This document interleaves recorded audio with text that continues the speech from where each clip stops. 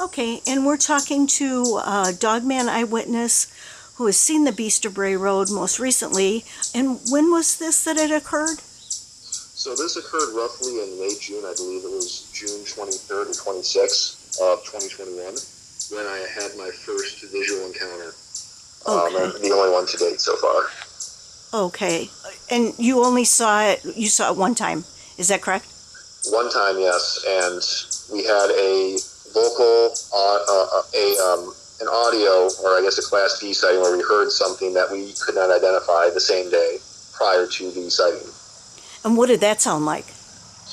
It was it was the mix between like a growl and a yell, and it wasn't anything that was necessarily aggressive. It was more of a surprise. It almost sounded surprised. And like I've said before, it's something that I can imitate to an extent in the pitch. Uh-huh. But the fact of this sound went on for at least 20 to 25 seconds. Oh, wow. And the volume at which it went by, I don't think anyone can recreate it for that long a period. Just the lung capacity was too much. And was it very loud? It was audible over the truck engine, and it was also the area where we were at had a clearing. I don't want to say it was a perfect clearing, but it was weeds that were roughly 3 feet high, and then there was tree lines about 150 feet back from there. So it's like it's still distance that it was getting. So it's like it sounded like it was coming from deeper in the woods. Okay. So it didn't sound like it was on top of us, but it still carried quite a bit, and that's why I don't think a human could recreate it. And what were you doing when you had the sighting? I mean, not job-wise, just what were you doing in particular? Yeah. Bending over, had your back to it, or? We actually had just pulled up to the site, and we were going to do an investigation on what we were there to do. And we had just gotten out of our work truck, and my coworker got out first. And when he opened the door, I kind of heard the sound. He closed the door, and then he kind of started walking forward, and he was kind of looking back at me like, "What the heck is this?" And at that point, I took an extra 10 seconds to kind of put on my equipment to get out and onto the site as well. And then I got out, and at that point, I heard the sound as well, and we had an exchange between the two of us, like we didn't believe what we were hearing. And we're shouting over the sound at each other saying, hey, are you messing with me? Do you really hear this? And at that point, we kind of like, yeah, this is real. It's really happening. And then the sound kind of ebbed off, I'd say about 5 to 10 seconds after that exchange. So a total of like maybe 25 seconds of us audibly hearing the sound. And then what did you do when you heard it? So we had to check a service pond over there to make sure we didn't need any samples out of it. Uh-huh. And we visually confirmed that because it was right off to our left. We put the truck, we walked maybe like 50 feet, looked off to the left, saw the pond was too low to get an actual water sample from. And at that point, we said, okay, we don't have to go where we need to go to do this, which would have been actually into the woods. So we decided at that time, I decided I was heading back to the truck because I was taking no part of whatever the heck that sound was. My coworker was more curious and wanted to go further in. And I politely convinced him that was probably the stupidest idea I've ever heard, to get his backside in a truck. Yeah. And we had to then go into this quarry to grab some samples on some product still before we could leave. So he got in the truck, we backed out, and we went, I'd say, maybe a quarter mile back down this service road, turned down into the quarry, and that's where we went to service or to grab some samples off the stockpile. And that's where it's going to lead into our next thing, my actual visual sighting. Okay, go ahead and tell us about that if you would. Yeah, so the quarry itself sits, I'd say, roughly 20 feet below the actual grade of the area. And the stockpile was on the south side, and the ridge where we actually saw the sighting is another stockpile that's been overgrown with some brush and trees over the years. And that sits roughly another 15 to 20 feet above the quarry level. So we had our backs to this ridge that's to our east-northeast. So we were to the south of that, and we were grabbing samples. And as we're doing it, I'm feeling uneasy at the time, and I kept looking back towards this ridge. And I just felt like there was something up there. And I didn't see anything during the entire time I was grabbing samples. That took roughly 15 minutes of us doing that. And I had just finished when I started hearing these crows that nested up in the tree, a tree line overlooking this ridge. They started going off. And it was a frantic cry, and a lot of them scattered and flew off, while others were just in the trees raising all sorts of just noises and stuff, alarms. And at that point, I kind of looked and I started scanning the ridge again. And that's when I saw the figure. So as I'm scanning this ridge, again, this whole experience was surreal at the time. And my brain was just kind of in disbelief. And I overlooked it, and then I went back, and it was gone. So when I was looking through it and scanning through it, I saw the figure, but I didn't believe what I saw initially.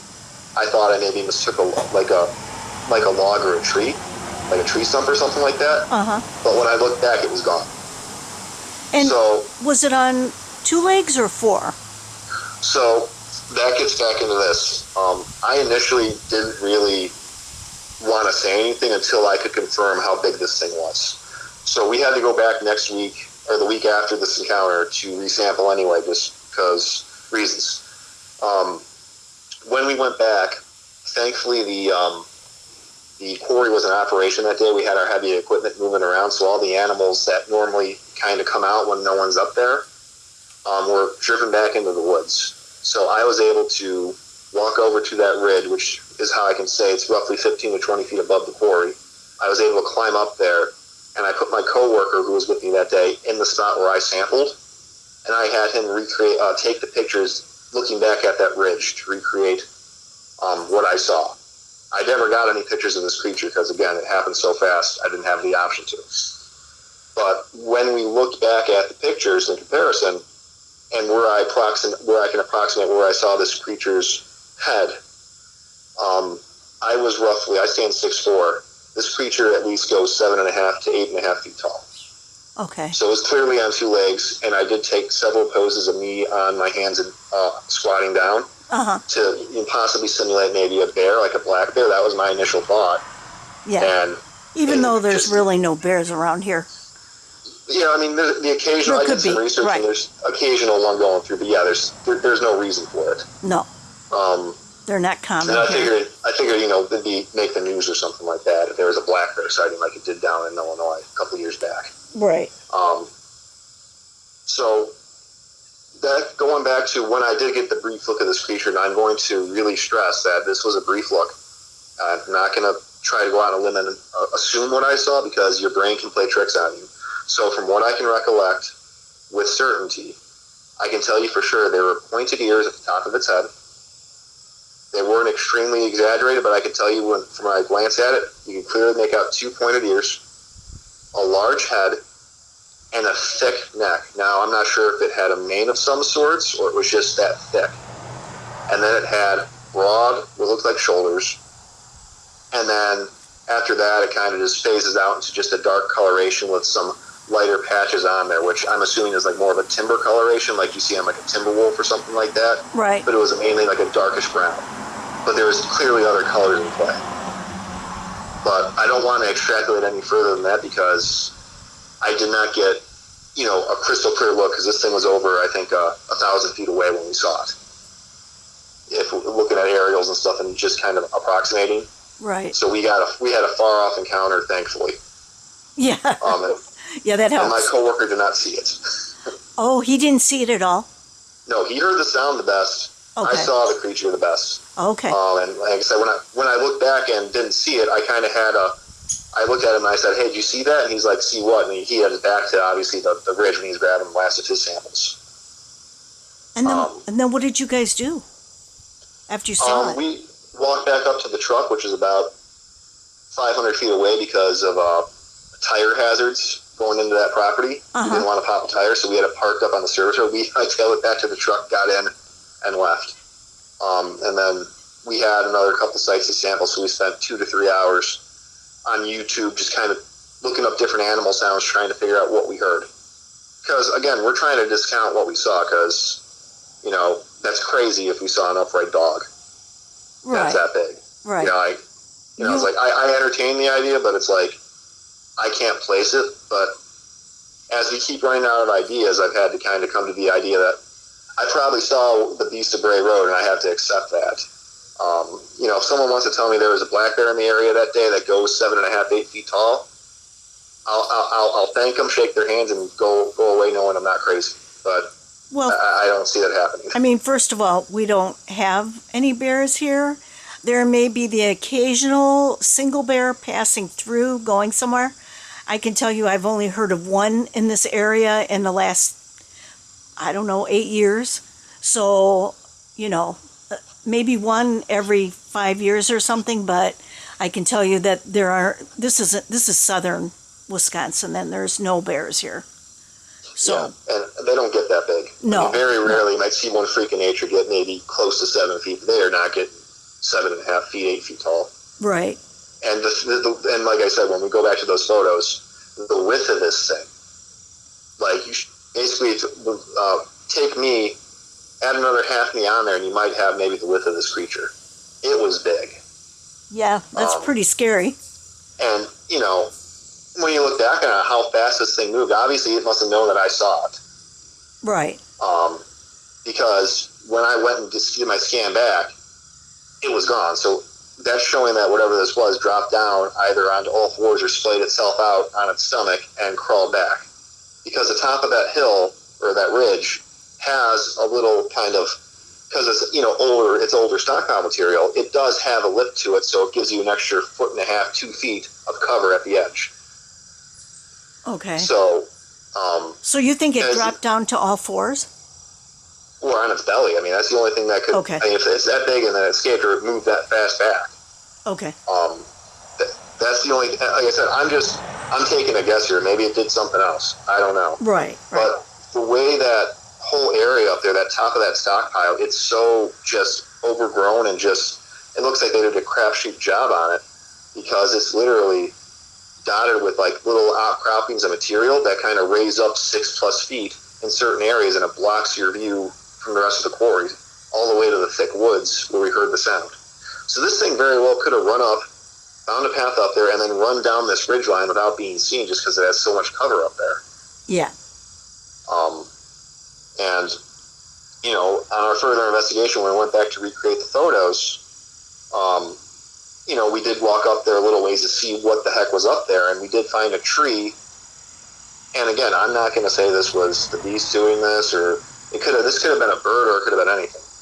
But we saw clear signs of deer rubbing their antlers on one of these trees that was close to the area where we saw it. But then about 11 feet up into this tree, there's just bark clearly scratched off, clean on the upper parts of these limbs, well out of the reach of any deer that I know of. Yeah.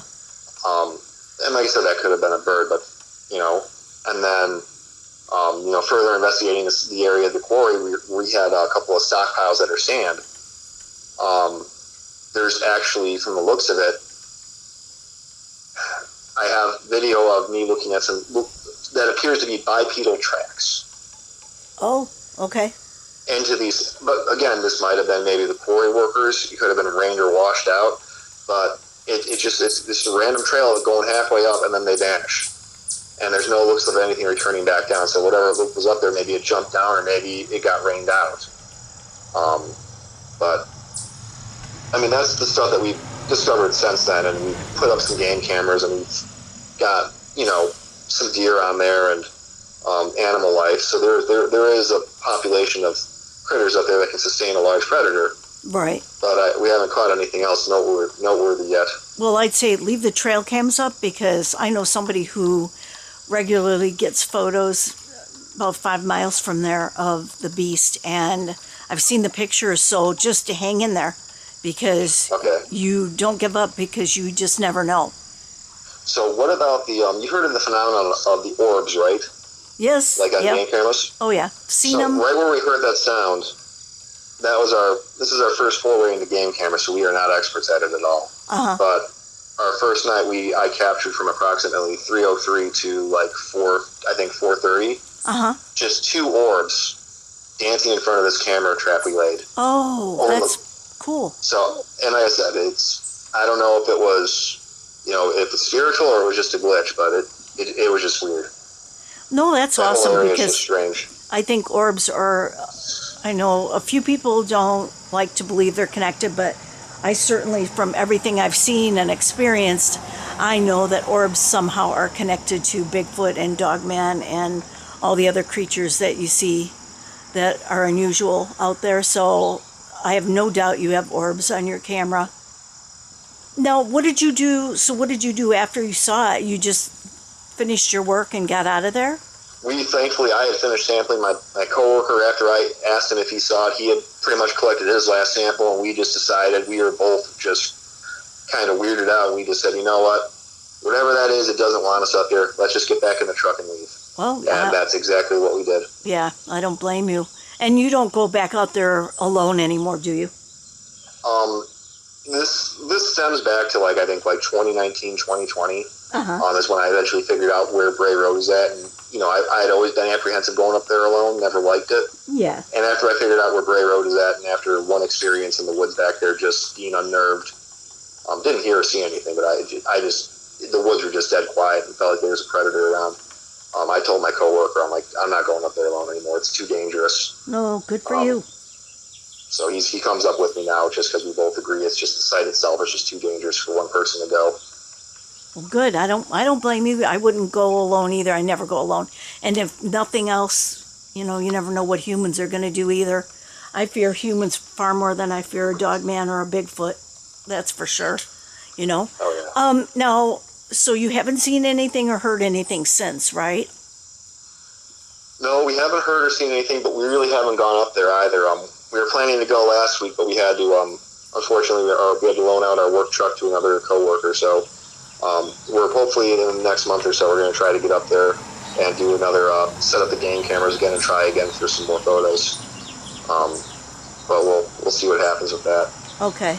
And so you'll let me know if you see something else, right?